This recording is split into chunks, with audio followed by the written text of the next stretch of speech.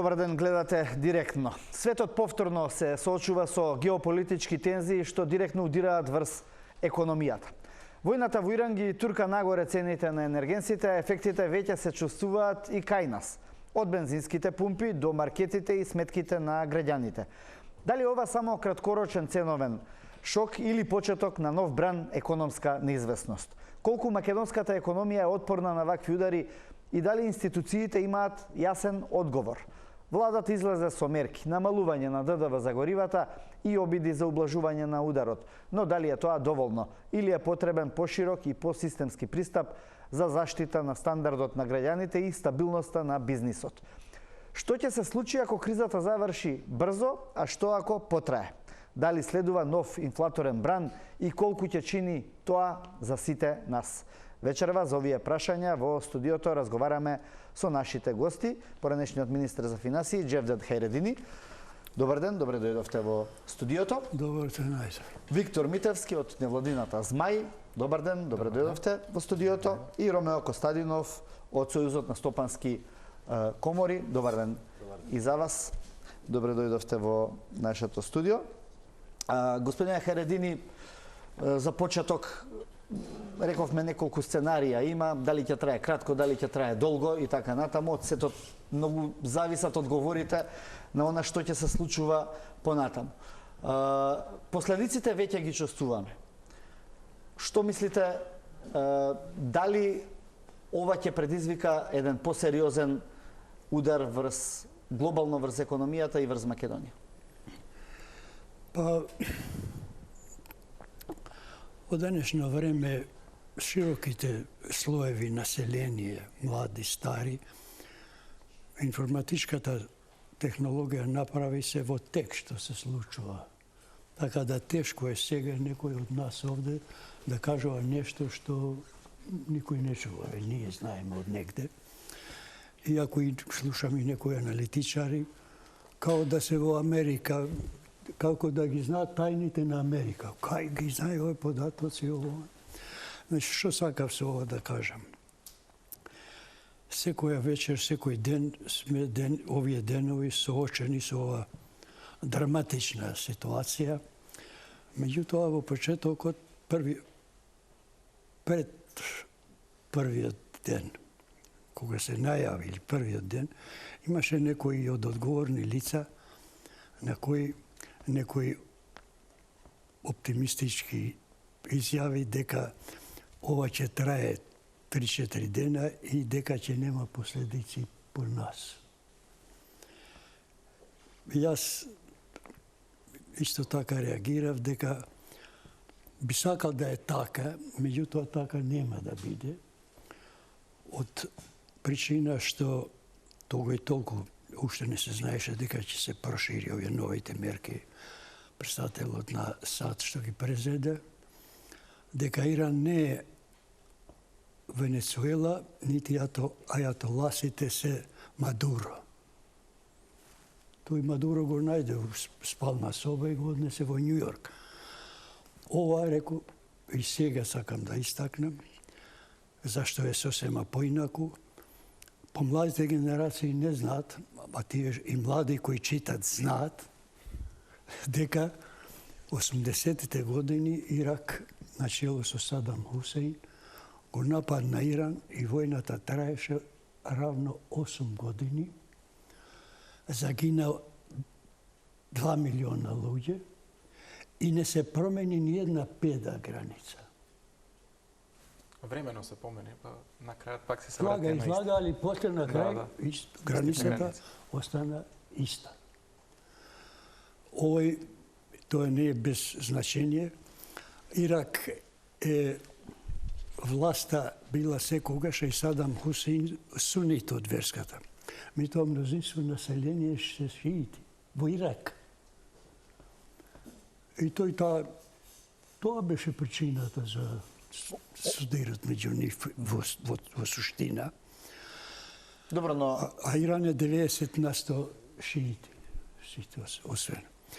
И ова како разлика. Нели ќе речат Ирак не е САД. Соединетите американски држави и Израел се многу помоćна сила од Ирак. И сега веројатно таму се влечаа заклучоци дека можеби побрзо ќе заврши овој тип на воена интервенција. Со такви војни интервенции знаеше ова, ако го читавте она писмо на Клинтон овие денови, што објави долго писмо, како е можно да се нареди бомбардирање на Иран на странска земја со еден статус во Фејсбук. Така буквално вика, кога јас вика Клинтон, јас сум бомбардирал 2 пати.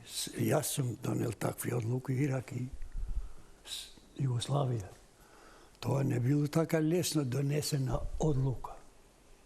Ова од Фејсбук од Мајами и таму и готово, отиде. Меѓутоа, сега да не шириме ова сакав јас како увод, како по-искусен, дека ние овде последиците. Последиците ќе бидат и реални и веќе ги има. Меѓутоа, кога се работи за Македонија и некои слични мали соседни земји, најсиромашни во Европа, значи, последиците од оваа криза, иако сме мало, неполни 2 милиона, последиците не може да бидат за сите исти. Овде. Прво дека се најсиромашни во Европа, и ако дојде Европа во криза, а дошла и ќе дојде уште, и други земји во светот, не може да ја обвиниме ни владата, ни никој дека и кај нас е криза. Меѓутоа, за владите вакви каква што е Македонија, треба поголема реализам. Без ова ние будно пратиме, ние интензивно работиме, ние внимателно ова, све за доброто народот, за да нема. Мало тука треба застанеме. Друго е тие што имат над 1000, било пензии, било плати, било компаниите што имат приватни компании, капиталисти едно. Меѓутоа, кај нас требаат мерките брзите и ефикасните, треба во прв ред да ги заштити оној најсиромашниот слој на оваа најсиромашна земја во Европа. Тука е суштината и мора, значи, jer имаме ние луѓе прво пензиите, пензионерите кои имат испод 400-500 евра. Минималните, најниските, минималните плати и така натаму, тие не можат да го издржат и најмалите удар сега од тоа. Што сакам со ова да кажам дека премногу излагат што требаше Министерството за финансии и владата и што треба итно. Прво треба интензивно и брзо да ги анализира структурата на буџетот. Каде може нешто да се одложи, каде може да се префрли од една на друга, за да можат да останат пари за тие најпогодените. Ја тоа тука не гледам. Пак се шири неоснован оптимизам дека будно пратиме, интензивно работиме, внимателно ова, она и така натаму. Нема потреба, а онако што го слушаме не само од ова влада, тоа дека многу работат. Друго, и владата сама, кои тие се позиции што може од таму нешто да се намалат. Поготово на тие на администрацијата, државната администрација треба да ги чувствува, jer и таму има луѓе со многу ниски примања, исто како и во стопанството и во пензиите и така натаму. И треба вака и дискурсот треба да им е натаму насочен. Насочен, да за народ стварно види и тие дека има влада која се грижи, ама се грижи не начелно, воопштено, него еве ќе преземеме овој дел категорија и така натаму.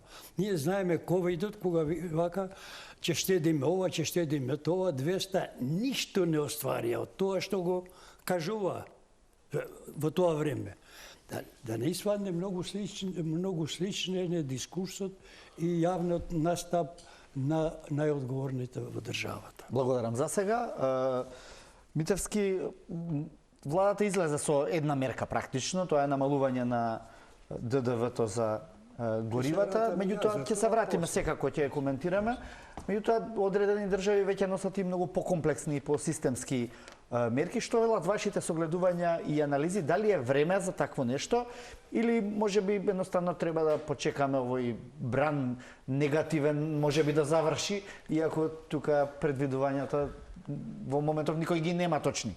Да, неблагодарно е да кажеме колку ова ќе трае, а тоа е многу важно за целиот овој контекст. Тоа што владата донесе мерка која што треба да го заштити стандардот на граѓаните, мислам дека целото општество е сложно, дека владата треба да презема активности во време на криза.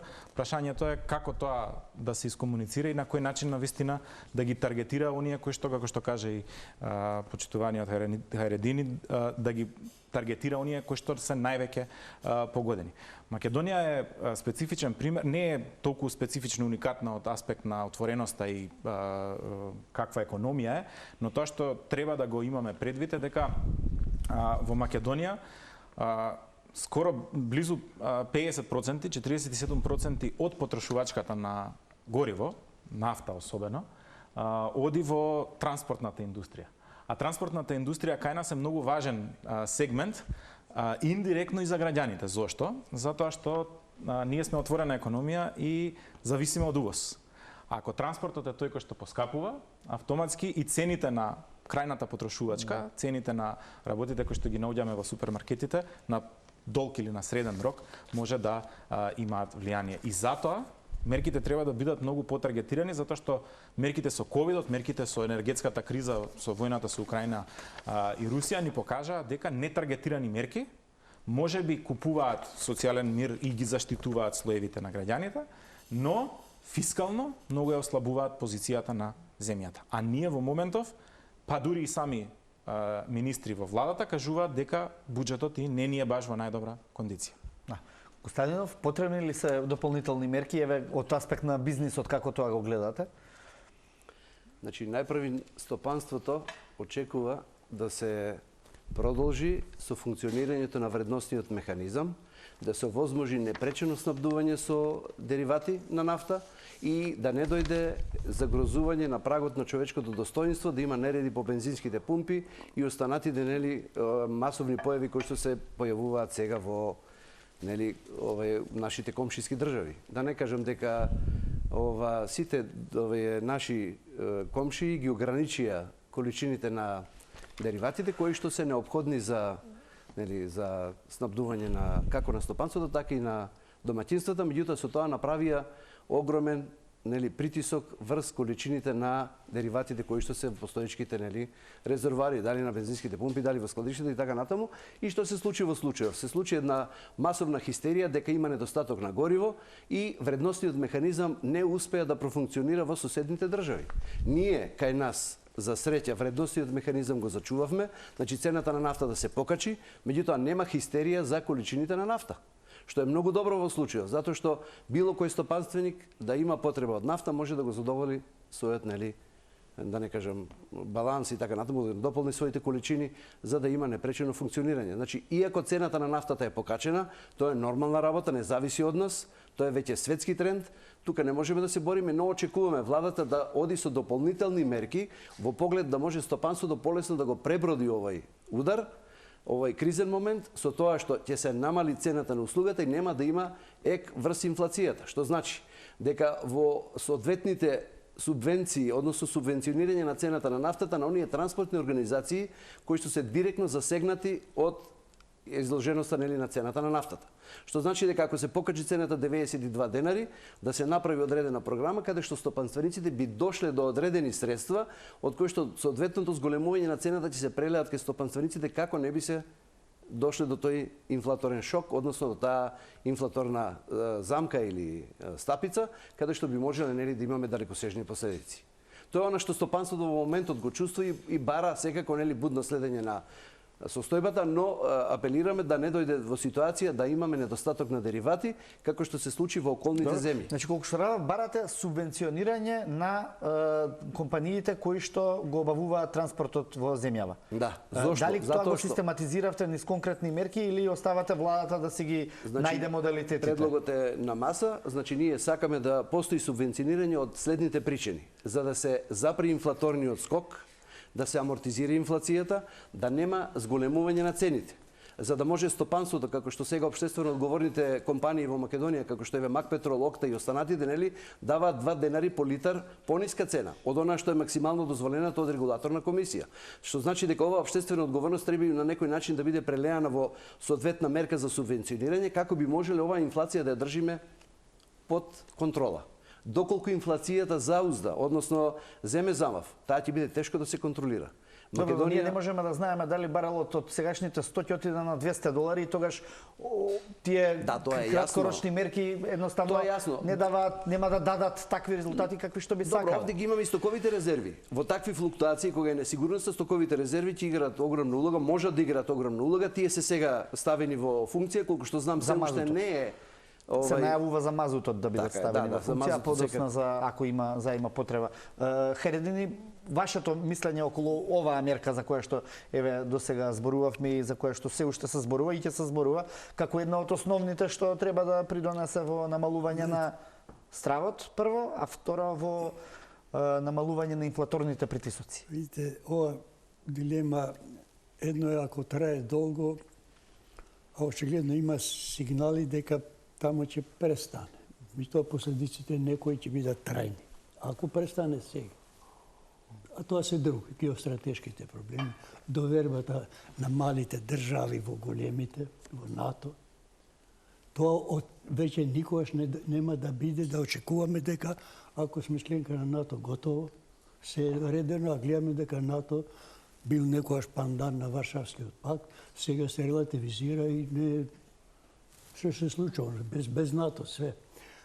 И второ, тој нов светски поредок почна со агресијата на Русија врз Украина, ќе заврши со Иран.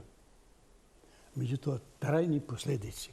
Ова да се надоврзам на младите мои соговорници, за овие конкретни мерки на владата, стоковите резерви, падот на намалувањето на ДДВ-то и така натаму. Викате што ако трае долго ќе завршат и резервите наши. Ќе треба од каде ќе ги полниме? Во минус да одат. Да се разбереме. Значи владата треба да има сценарио.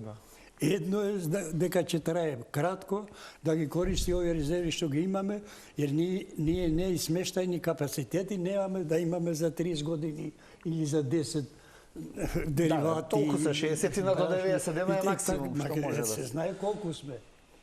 Кога зборувам вака, не зборувам само за Македонија, Албанија, и сите други земји од овој регион. И Косово и Србија. И за нив важи, ама ние нашиот проблем. Значи вака треба тоа да се гледа.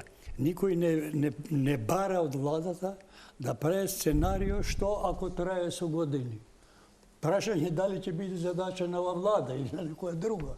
Меѓутоа, тоа е веќе друго прашање, ние не сме тука. Меѓутоа, сакам, ќе имаме време да кажам да не се користи ова ситуација кај власта, поготово, постојано да се тргне вниманието од некои проблеми, она борба против криминалот и корупцијата, jer тоа е многу важно и влија и тука. Jer ние ги имаме многу работи сега под пепел оставени, и измена на закон, на кришниот законник и таму, на државата се уште ни ја водат, независно дали се во власта и во опозицијата, луѓе на кои не име чиста совест, лично не име, jer тие ги изменија за да се спасат, а таму се работи за големи и за пари се работи. Ја го слушам некоја министерот Николовски, во ова време, оставите ги тие работи, и он вика се трудам, договорот со Бехтел и Енка да биде јавен и достапен,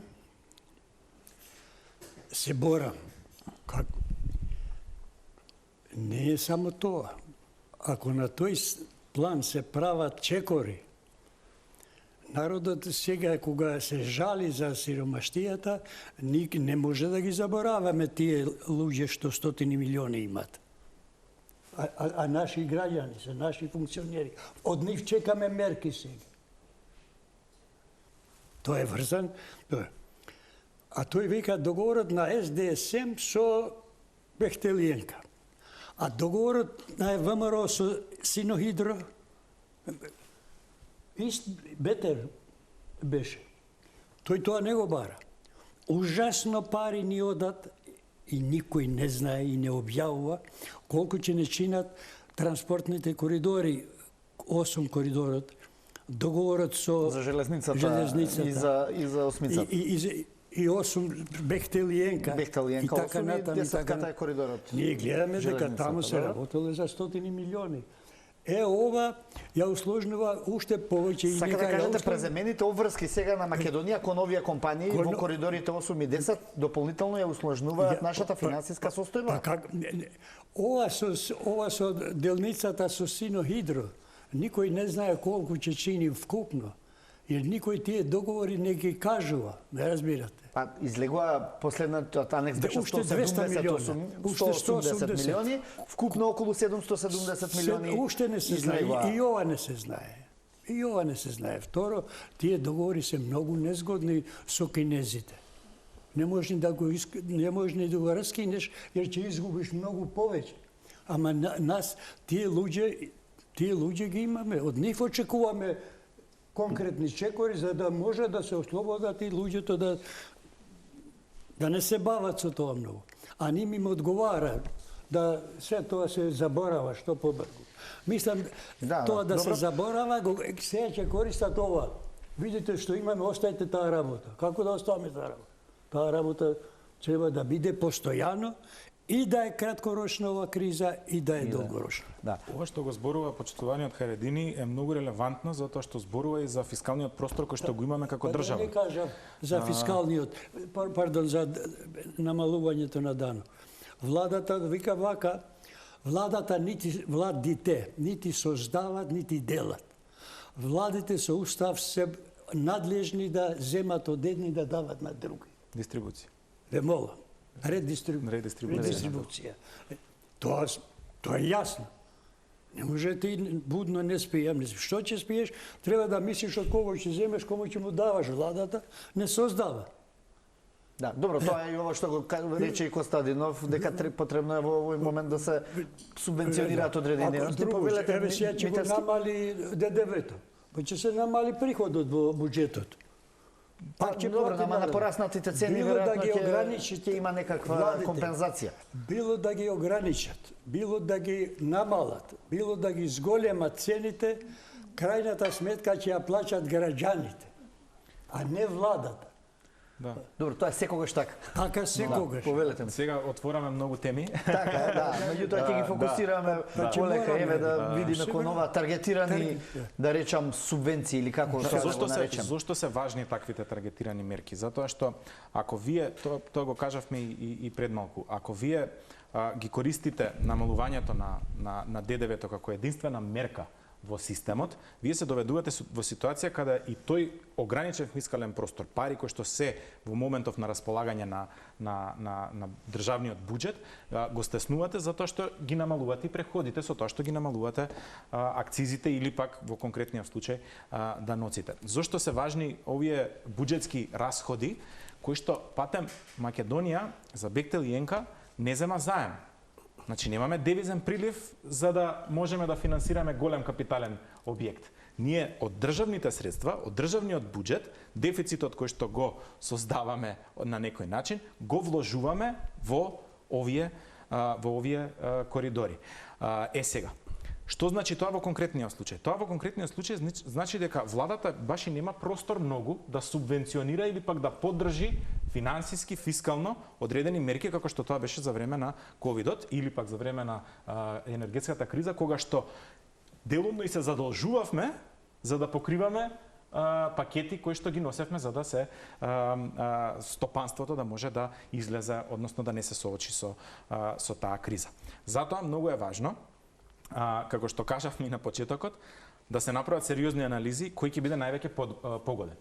Ова што го кажавме дека транспортерите се едни од столбовите на оваа криза која што многу лесно може да се сруши и не само кон стопанството, туку и на целокупното општество да се одрази, е едно од клучните прашања кое што треба да го отвориме и да го збориме како општество, затоа што тогаш оние кои што се најранливи и текако први ќе го осетат зголемувањето на цените, затоа што зголемувањето на трошоците на транспортот како влезен инпут во пред се трговијата на мало и снабдувањето со производи ќе се одрази на цените.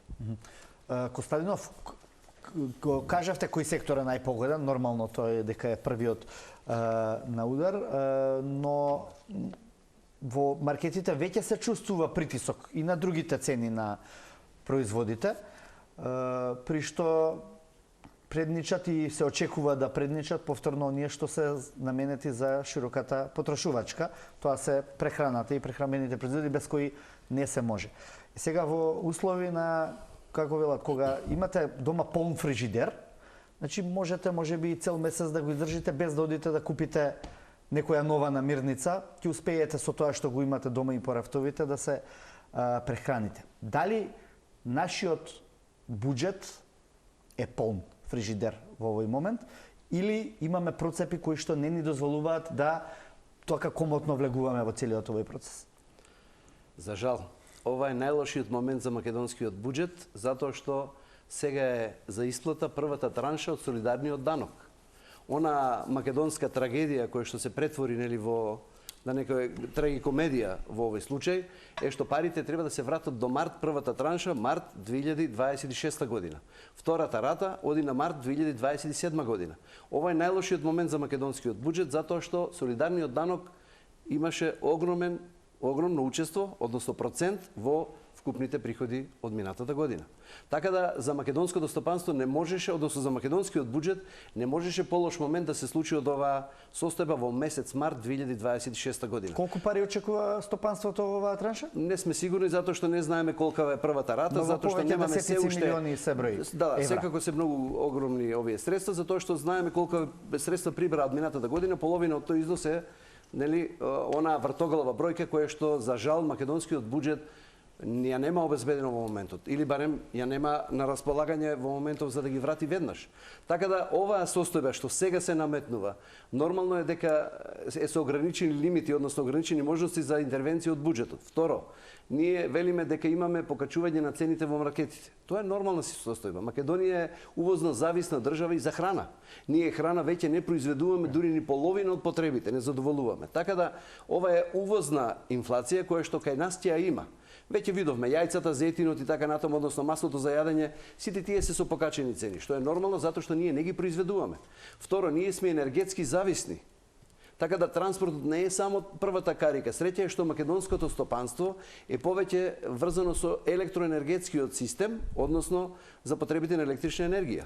Така да ова, да речеме некако нафтена криза е малку поизолиран случај, не го опфаќа целото стопанство директно во цената на чинење, меѓутоа сепак има удар, затоа што 30% од цената на горивата, ако е покачена, очекувате дека ќе имаме 30% покачување на импутите на цените. Не 30, ама некои 10% секако ќе бидат покачени. Тоа е она услов кој што во македонското стопанство сега се калкулира, односно се пресметува како може да се амортизира тој удар. Стопанствениците се свесни дека тие треба да го издржат овој удар. Знаат, меѓутоа можностите се ограничени. Ние веќе во неколку години имаме повеќекратна криза. Кај што беше ковидот, па дојде електричната енергија со 150% покачување, односно 5 пати покачена цена на електрична енергија, тоа беше преголем удар за македонското стопанство. Сега доаѓа нафтениот удар. За жал, ние мора да направиме енергетски исчекор. Или Македонија ќе се доведе како енергетски независна држава, што значи ние мораме да размислуваме за оние енергенци кои што ни се на располагање. Тоа се електричната енергија и биомасата. Ние за биомаса не зборуваме, сите зборуваме за увоз на течен нафтен газ. Никој не разговара за тоа колку Македонија може биомаса да произведе од оној метан што оди во атмосферата, што скапуваат овие биомаси по површините на цела Македонија. Ние имаме јавни предпријатија кои што не се ставени во функција, затоа што не им е определена основната дејност во поглед на прибирање на некоја биомаса од која што можеме да произведеме плин. Тој плин е доволен, односно нафтен газ, метан или така натаму, или метан го карактеризираме конкретно, метанот би бил доволен да се грее Скопје и да се возат автобусите во јавното сообраќајно предпријатие, барем од околината на Скопската она Подрачи. Добро. Само да се надоврзам на ова. Среќа во несреќа е што завршена е грејната сезона. Инаку, имајќи предвид дека 60% од образовните институции во Македонија се греат на нафта, може да замислите каков шок ќе беше тоа и за државниот, да беше порано. Ако беше неколку месеци порано. Или и болниците, да не заборавиме дека се греат исто. Ако оваа криза продолжи на среден или на долг рок, тендерите за набавка на нафта за грејење за следната грејна сезона ќе следат во следниве неколку месеци, кога цените ќе бидат навистина високи. Што значи тоа? Тоа значи дека ќе имаме уште еден шок во трошоците на државните институции. Значи покрај тоа што ќе треба земаат од буџетот повторно. Покрај тоа што владата ќе треба да се соочи со кризата во стопанството, ќе треба да го решава проблемот и внатре во самиот систем, каде што 35 години нити еден храбар политичар не се решил да го реши ова прашање и наместо да ги трансформира образовните институции, тие кои што треба да го создадат, да ги создадат новите генерации, новите учесници на пазарот на трудот. Уште повеќе болниците каде што треба да ги излечиме луѓето, да бидат се уште најголеми загадувачи или да зависат од вакви и потрошувачи шокови. Да. Благодарам за сега. Куса пауза за рекламни пораки и се враќаме во студиото.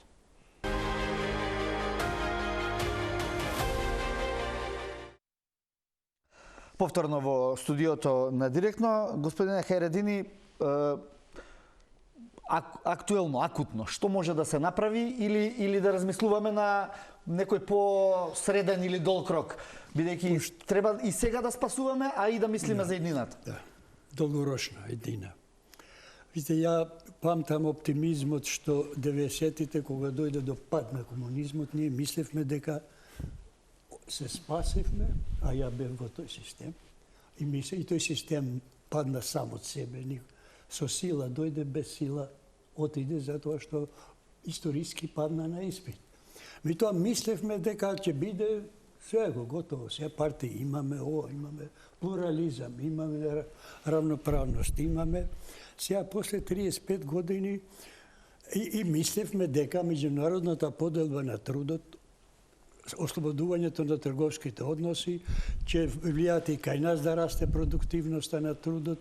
Меѓутоа, за природните, за дека размената ќе биде слободна и така натаму, мерките на Трамп и тие ги сроза. Може секој ден да меѓа интервенционизам, протекционизам, царини, се.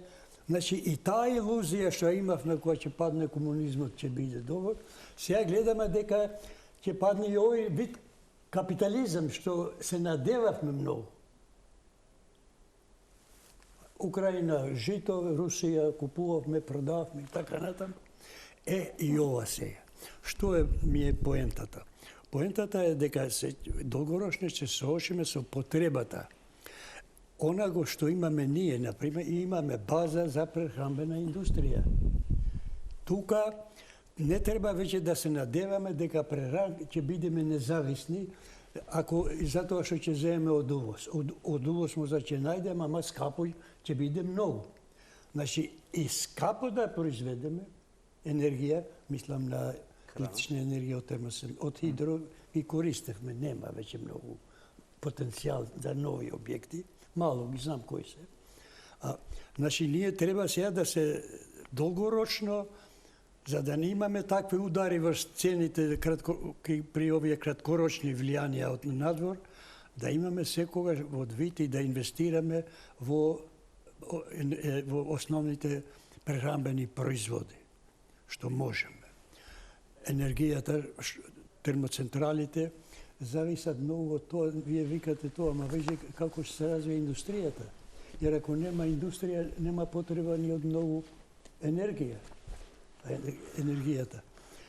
Тука сме били до сега катастрофа, електроенергетските објекти и да почнат не се градат брзо, 3, 4, 10 години кај нас и така натаму.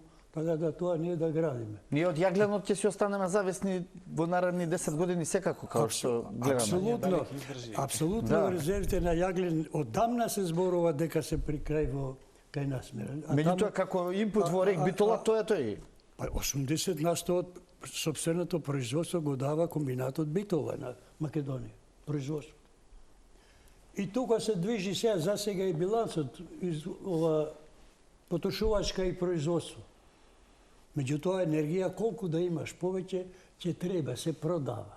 Се продава и надо. И сега продава, кога зависи од динамиката дневна, сезонска и сега. И купуваме и продава. Да се вратиме на меркиве краткорочни или... Мерките краткорочни, мислам дека брзо треба да излезе владата со она што го кажав, да го повторам, ама тоа не на памет, но што спомна, анализа, обсежна анализа каде е можно заштеди, одлагање, укинување на одделни ставки во буџетот, одложување на одредени расходи и така натаму. Jer na kraj pak će nastrada pozicijata инвестицијските вложувања, како е редовно, секоја година.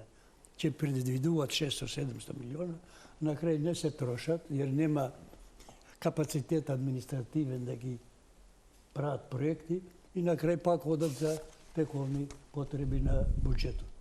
И сега веројатно ќе бидат принудени на тој чекор.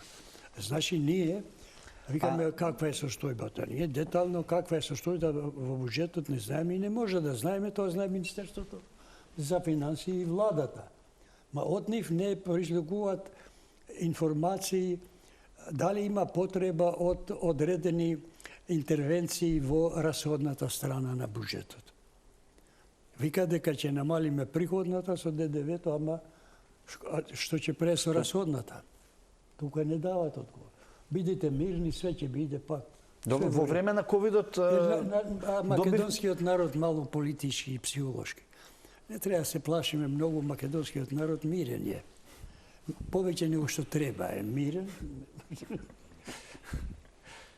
Камо среќа да беше малку понемирен, многу работи ќе се оплашија.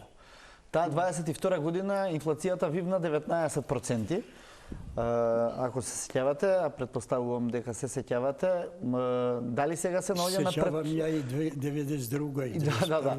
А дали сега се наоѓаме пред опасност повторно да ни се случи нешто такво или можеме да реагираме по... Не, потреба. Тука има улога и Народна банка со својата механизмите на одредување на понудата,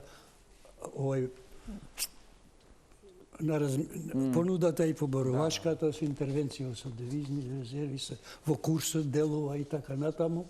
Тука под контрола е, мислам, не е. И различен тип на криза е. Затоа што ние како отворена економија во Европа зависевме не само од енергенција од Украина и од Русија, туку зависевме и од многу други економски гранки, земјоделието, семенски материјали, како се вика, ѓубрива и така натаму.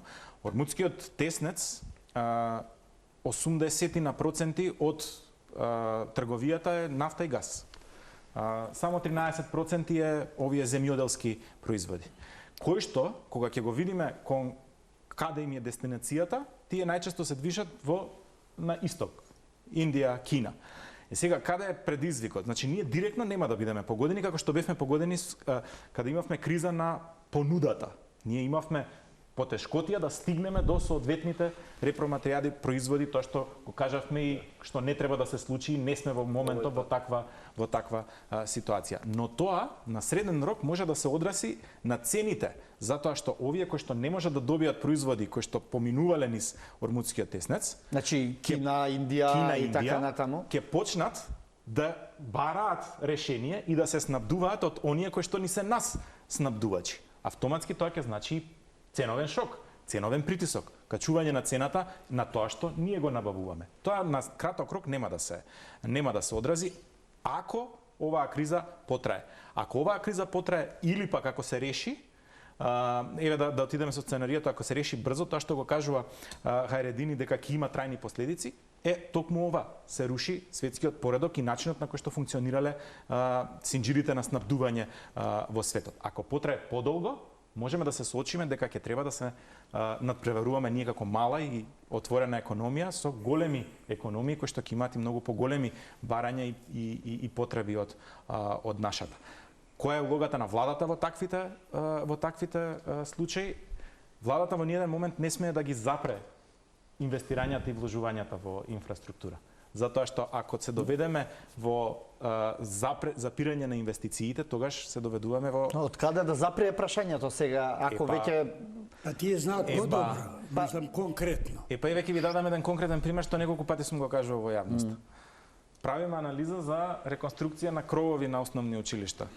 Пазарна вредност 3 пати пониска од постигната вредност на тендери на јавни наддавања. Што ви зборува тоа? Ние имаме системски недостаток, системска корупција со која што треба да се соочуваме. Кратење на непродуктивни трошења може да ни скрати и да ни обезбеди одреден фискален простор кој што нема да ја реши кризата. Ама спречување со корупцијата на највисоко ниво е тоа кое што може да ни ја реши потребата од фискален простор во вакви кризни состојби. Еден премиер реши и отиде влезе во историјата.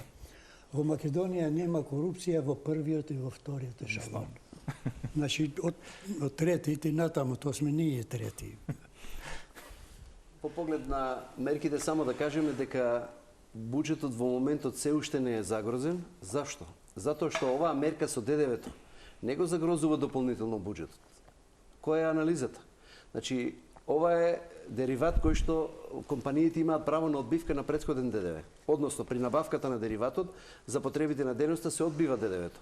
Што значи дека буџетот немаше некоја голема фајда, односно голема корист од целата оваа мерка за ДДВ-то. Затоа што во делот на данокот на додадена вредност, кај компаниите, тоа е целосно повратна мерка. Што значи дека буџетот не се финансираше од тој дел.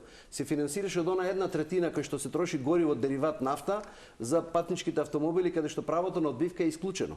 Со тоа што цената од 68 пута 18% е 12 денари ДДВ. Додека 92 денари по 9,09, односно 10%, е 9 денари. Разликата е 3 денари. Меѓутоа, 3 денари во смисла на тоа 1/3 со право, без право на одбивка, со зголемена 1/3 од цена, значи го анулира она што во моментов, значи буџетот добро стои во тој поглед со приливот на ДДВ-то, затоа што не е загрозен. Акцизата останува иста, така да немаме проблем во тој поглед. Што значи дека сигурно дека одредени мерки ќе се донесат алтернативно во поглед на веќе собраните приходи. Во тој поглед мислам дека може буџетот да одговори подетално. Ние сега можеме да нагаѓаме, меѓутоа ние предлагаме да имаме стимулации за оние компании кои што ќе се соочат со поголемите трошоци за да немаме инфлаторен скок, односно инфлаторен синџир. Во тоа смисла мора да се интервенира и да се држи под контрола цената на горивото. Не за тоа што дали некој ќе заработи или не. Ако цената на светските пазари скока, и ќе мора да скока и ке сите стопанственици, ке сите транспортери. Така да активни мерки очекуваме, меѓутоа бараме субвенционирање во поглед доколку се појави потреба да се стабилизира инфлаторниот скок, односно да се ублажи инфлацијата. Во други погледи нема потреба од интервенција, освен онаа што ја велиме да имаме непречен дотур на деривати. Она што е функционирање на вредностниот механизам и собирање, односно пронаоѓање на алтернативни канали на снабдување. Како таа енергетска диверзификација побрзо да дојдеме? Еве сега го имаме и поврзувањето гасниот интерконектор и така го градиме полека. Прво и основно главниот снабдувач на Македонија со нафта е нафтоводот кој што е во функција и сега моментално функционира и најголем капацитет имаме преку него. Меѓутоа, тој е сигурно пренасочен и за извозни потреби. Знам дека веќе се користи од соседните држави кои што имаат определен дотур, меѓутоа проблемот е доколку преку Ормудскиот теснец немаме дотур на нафта. Така да овој ќе биде деградиран нафтовод во услови кога ќе имаме прекин на снабдувањето. Што значи алтернативни патишта се останатите рути. Секако дека тука се нели оние, да не речам, држави кои што се од под Московска, односно зад Кавказскиот регион, кај што одредени деривати може да се набавуваат. Тука е преценели течниот нафтен газ, но имаме и други рути кои што би можеле да бидат отворени. Мислам дека сериозно се размислува од страна на Европската унија да имаат ограничени количини и симнување на ембаргото на нафта од Русија. Бидејќи Русија е најголем извозник на нафта, барем во Европа. Така да во тој поглед мислам дека светската економија е доведена во прашање дали да се почне да се набавува нафтата со Русија и како да се стави крај на таа украинска криза, што мислам дека многу брзо може да има одеки кај нас, нели, во нашето снабдување со деривати. Така да во тој поглед не е наш проблем. Да, не е наш проблем, меѓутоа ние мораме да рачунаме, да сметаме на тоа дека ако застане дотурот на нафта преку блискоисточната конекција, како да се снабдуваме со други деривати, односно и од каде? Да. Господине Харедини, треба ли граѓаните да се подготват за еден потежок период? Апсолутно треба и секоја фамилија, секоја треба да смета дека се сведоци сме дека се случуваат работи што не сме мислеле никогаш дека ќе се случат. Дека вака ќе дојде војни и така натаму, реков ја во почеток. Значи може све, меѓутоа тоа зависи ќе владее разумот во големите сили, кои ние нити може да влијаеме, нити може да избегнеме последиците. Меѓутоа овој има една добра особина председателот Трамп што објавува, одлучува, па утре дента се повлекува кога гледа што направи. И ова е така, иако уште не се знае ништо, не се верува на изјавите што вика од Иран дека не е ништо, тие преговарат непрекидно и не се толку тука. Долка гледа се Кина, вика, овие се тепат, Русија, Америка, тие ги тријат рацете, ме разбира. Меѓутоа, тоа го знаат и русите, го знаат и сите. Мислам да кажа да не губиме ние време за тоа, ние да внимаваме на големите, на интернационалните компании, нивното присуство.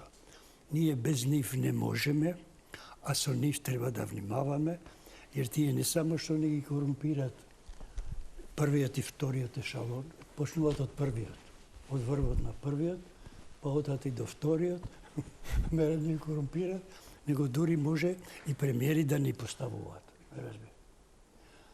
Реков, точно е тоа, ние не може да ги избегнеме капацитет да градат.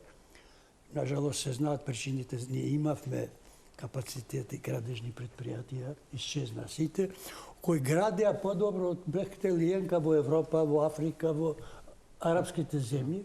Свето отиде, али тоа е веќе друга приказка. Меѓутоа, овие идат тука и има така наречени тајни договори, кои вика овој ќе го открие, што ќе открие, земале стотини милиони овие шалонците, ме разбира. А тоа се тоа ги плаќаме пак ние, jer тие зголемуваат цената и времето на градбата и така натаму. А дека градат, нема проблем. Тие изградија Бехтел, Албанија, Косово, Македонија, ние не успеавме 2 километра да се врземе со Косовската автострада. 2 километра, 20 години. Така да... Митевски, дали е сега моментот да се одговори на барањата на Сојузот на синдикатите на Македонија за зголемување на минималната плата? Со оглед на тоа што велиме да ги заштитиме најранливите категории, сега дали е тоа една од мерките која што може да продуцира? Вака, значи воведувањето на минималната плата кога беше воведена, покажа дека таа е навистина беше механизам кој што ги заштити најниско доходовните слоеви на население. Една од студиите која што искочи пред неколку дена од Виенскиот институт кажа дека во 2017 година, кога имаше зголемување на минималната плата, всушност немаше намалување на бројот на вработени. Што значи дека еден од аргументите дека зголемувањето на минималната плата ќе значи отпуштање затоа што дел од работодавците нема да можат да ги исплатат платите, економски, статистички не е потврдено. Тоа што го направиле компаниите тоа што сега го зборуваме за државата. Направиле деорганизација, оптимизација на процесите за да може да дојдат до соодветни средства за да може да ги финансираат. Минималната плата треба да биде проследена со растот на минималната плата треба да биде проследена и со додадената вредност која што ја даваат како инпут вработените. И сега многу е лошо Но тоа не е раст во тој случај. Да, ама како не е? Затоа што во многу често се зборува дека нашиот работник е непродуктивен. Прво, не постои јасна мерка во голем број од компаниите каде можеме да потврдиме или да видиме дека негде се мерела продуктивност. Продуктивноста најчесто ја гледаме низ output per worker, односно колку ни е исходот по вработен како GDP. Представен преку бруто домашниот производ. Треба исто така да се запрашаме какви услови има тој работник за да создава дополнителна вредност.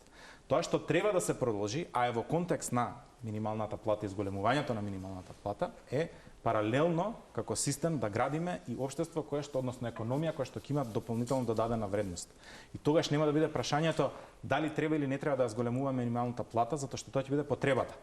Ако ние сме општество, односно економија која што ќе се базира пред се на трудоинтензивни индустрии и дејности, тогаш и како минималната плата ќе биде проблем за стопанството и за целиот систем. Благодарам. Костадинов, нистото прашање, моментумот дали е погоден? Стопанството е со став дека платите треба да се одраз на трудот, односно на ангажманот на вработеноста, продуктивност и додадената вредност, а не на физичко зголемување. Со тоа зголемување на минималната плата само се разгорува инфлацијата. Тие плати кои што се донирани од страна на стопанстваниците, а не се заработени, се најголемиот проблем за нашето стопанство. И после се прашуваме зошто цените во маркетите не се зголемени. Нормално че имаме зголемена потрошувачка, ќе имаме и зголемени цени.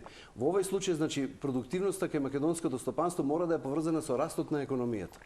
Со зголемени, не само зголемени приходи, него со зголемен обрат, со зголемена додадена вредност. Исто така, сакаме да кажеме дека во овој случај имаме многу нерентабилни работници вработени во администрација, кои што се уште не се ангажирани за потребите нити на работодавачот, нити на стопанството.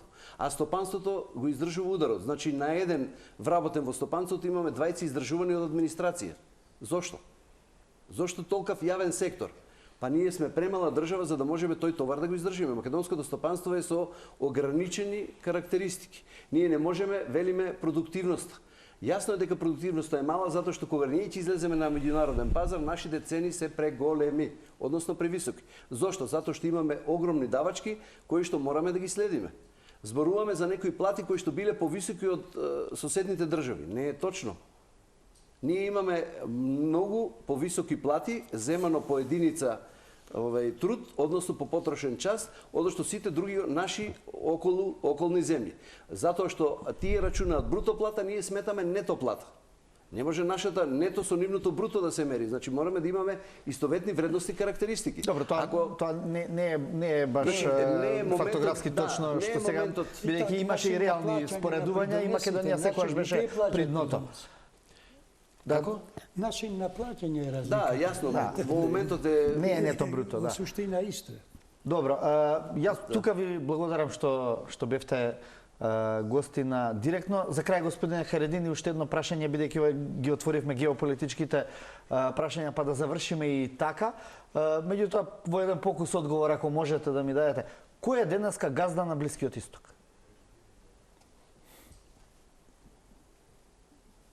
Тешко прашање. За сега Блискиот Исток се уште под контрола на Нетањаху и Трамп. Ама тоа ќе престане да биде, дефинитивно. А што ќе предизвика после, jer ovi Emirati i to što je sobara cijela nafta je proglasila svoja, a svi pari oda na zapad, to umire. Bazi, vojni bazi tamo, Amerika, ona to, više nikoj така лесно нема да дозволи. Ќе им решиме, извините, ама во Албанија 3 години држи, повеќе години, 3000 муџахедини од Америка донесени во камп. И затоа односите меѓу Албанија и Иран се такви. 3000 кампот е тамо кај Тирана, ме разбирате. Вакви работи мало или надеж дека ако се влеземе све во ред, ако Америка може си гледа свој геостратешки интереси и кога ќе дојде и употреби курдите во Сирија и на крај ги остави на милост на Ердоган. Добро. Ви благодарам што бевте гости уште еднашка. Се надевам во некоја следна емисија ќе можеме да зборуваме за некои перспективи после завршување на некаков студир. Почитувани гледачи, тука е крајот на денешната емисија. Останете со Телма, следува вестите. Емисија.